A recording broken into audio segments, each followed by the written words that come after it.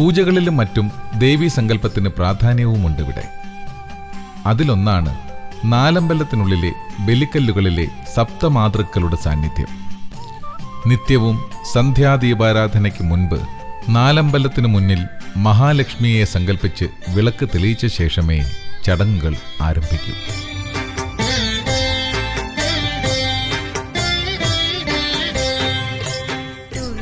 മതിലകം രേഖകൾ ഉൾപ്പെടെയുള്ളവയിൽ മലയൻകീഴ് ശ്രീകൃഷ്ണസ്വാമി ക്ഷേത്രത്തെക്കുറിച്ച് പറയുന്നുണ്ട്.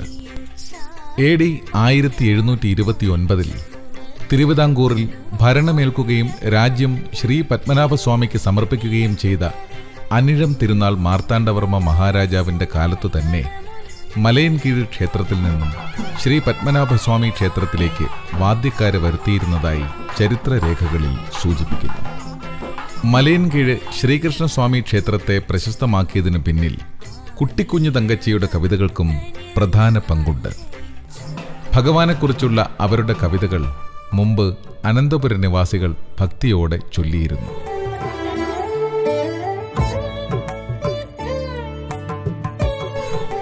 മലയൻകീഴ് ശ്രീകൃഷ്ണസ്വാമിയെ തിരുവല്ല വാഴപ്പൻ എന്ന അർത്ഥത്തിൽ തിരുവല്ലാഴപ്പൻ എന്നും വിളിച്ച് ഭക്തർ പ്രാർത്ഥിച്ചു വരുന്നു.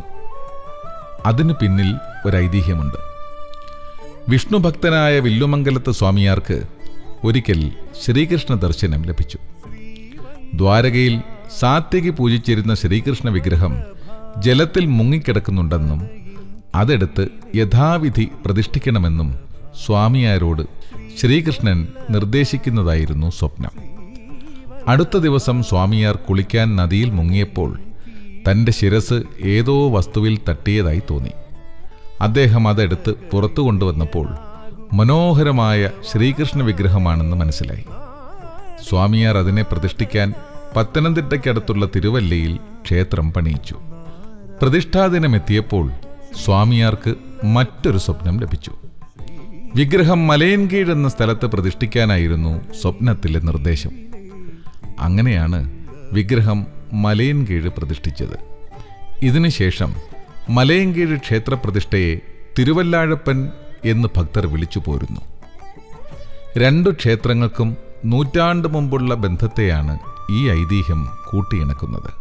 പിന്നെ ഈ ക്ഷേത്രത്തിൻ്റെ ചരിത്രവുമായി അഭേദ്യമായി ബന്ധമുള്ള ഒരു ഘടകമെന്ന് പറയുന്നത് മലയാളത്തിലെ ആദ്യത്തെ ദാർശനിക ഗ്രന്ഥം ജ്ഞാനപനുവൽ, അതായത് സംസ്കൃത ഭാഷയിലുള്ള ശ്രീമദ് ഭഗവത്ഗീത ആദ്യമായി ഒരു പ്രാദേശിക ഭാഷയിലേക്ക് പരാവർത്തനം ചെയ്യപ്പെടുന്നത് ഈ ക്ഷേത്ര സന്നിധിയിൽ വച്ചാണ്. അത് നിർവഹിച്ചത് മാധവ കവിയാണ്. മാധവ കവി തൻ്റെ പുസ്തകത്തിൽ താൻ മലയൻകീഴ് തിരുമാതിൻ വല്ലഭൻ അരുളാലെ ആണ് ഈ പുസ്തകം ജ്ഞാനപനുവൽ, അതായത് അറിവിൻ്റെ ശാസ്ത്രം എഴുതുന്നത് എന്ന് വ്യക്തമായി രേഖപ്പെടുത്തിയിട്ടുണ്ട്. ഭക്തിപ്രസ്ഥാനത്തെ സാമാന്യ ജനങ്ങളുടെ ഭാഷയിലേക്ക് പരിചയപ്പെടുത്തിയ പാട്ട് എന്ന സാഹിത്യപ്രസ്ഥാനത്തിലെ നാഴികക്കല്ലുകളിൽ പ്രഥമ സ്ഥാനമാണ് ഭാഷാ ഭഗവത്ഗീതയ്ക്ക്. ഒരു നൂറ്റാണ്ട് മുമ്പ് 1915 മഹാകവി ഉള്ളൂർ എസ് പരമേശ്വര അയ്യരാണ് ഭാഷാ ഭഗവത്ഗീതയുടെ 1ാം പതിപ്പ് പുറത്തിറക്കിയത്. അന്നു മുതൽ ഗ്രന്ഥകാരനെക്കുറിച്ചുള്ള തർക്കവും തുടങ്ങി. മാധവകവിയുടെ ജന്മഭൂമി പത്തനംതിട്ടയ്ക്കടുത്ത് നിരണവും കർമ്മഭൂമി മലയൻകീഴുമാണെന്ന് ഒരു കൂട്ടർ വാദിക്കുന്നു. മറ്റൊരു കൂട്ടർ കവിയുടെ ജന്മഭൂമിയും കർമ്മഭൂമിയും മലയൻകീഴാണെന്ന് വാദിക്കുന്നു.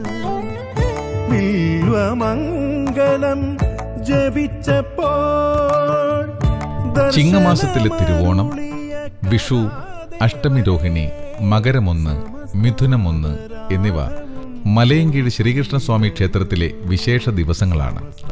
മീനമാസത്തിലാണ് പ്രസിദ്ധമായ മലയൻകീഴ് ഉത്സവം.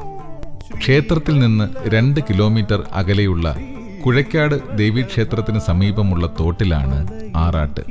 അനവധി ആനകളുടെയും പഞ്ചവാദ്യമേളങ്ങളുടെയും അകമ്പടിയോടെയാണ് ആറാട്ട് ഘോഷയാത്ര. ഭക്തിനിർഭരമായ ഈ ചടങ്ങിന് പിന്നിലും ഒരു ഐതിഹ്യമുണ്ട്. ശ്രീകൃഷ്ണൻ വിവാഹത്തിനാഗ്രഹിച്ചാണ് കുഴയ്ക്കാട് ദേവീക്ഷേത്രത്തിലേക്ക് പോകുന്നതെന്നും ആഗ്രഹം സഫലമാകാതെയാണ് മടങ്ങുന്നതെന്നും കഥ. തിരിച്ചെത്തുമ്പോഴേക്കും നേരം പുലർന്നിരിക്കും. തിരിച്ചുള്ള യാത്ര കാണാനും ഭക്തജനങ്ങൾ നിറപറയൊരുക്കി ഭഗവാനെ കാത്തു നിൽക്കുന്നുണ്ടാകും.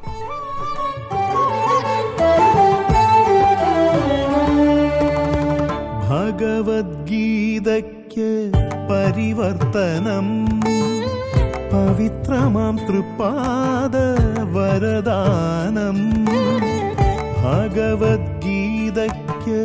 പരിവർത്തനം പവിത്രമാം തൃപ്പാദ വരദാനം കണ്ണശ കവികൾക്ക് ഉൾക്കരുത്തേകിയ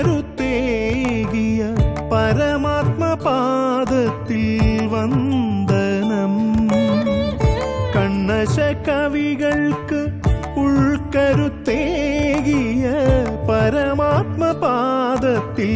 വന്ദനം ശ്രീവല്ലഭപാദത്തിൽ വന്ദനം. എവിടെയെല്ലാം നന്മയുടെ വിജയം ഘോഷിക്കപ്പെടുന്നുണ്ടോ അതിനു കാരണം തിന്മയുടെ പരാജയമാണ്.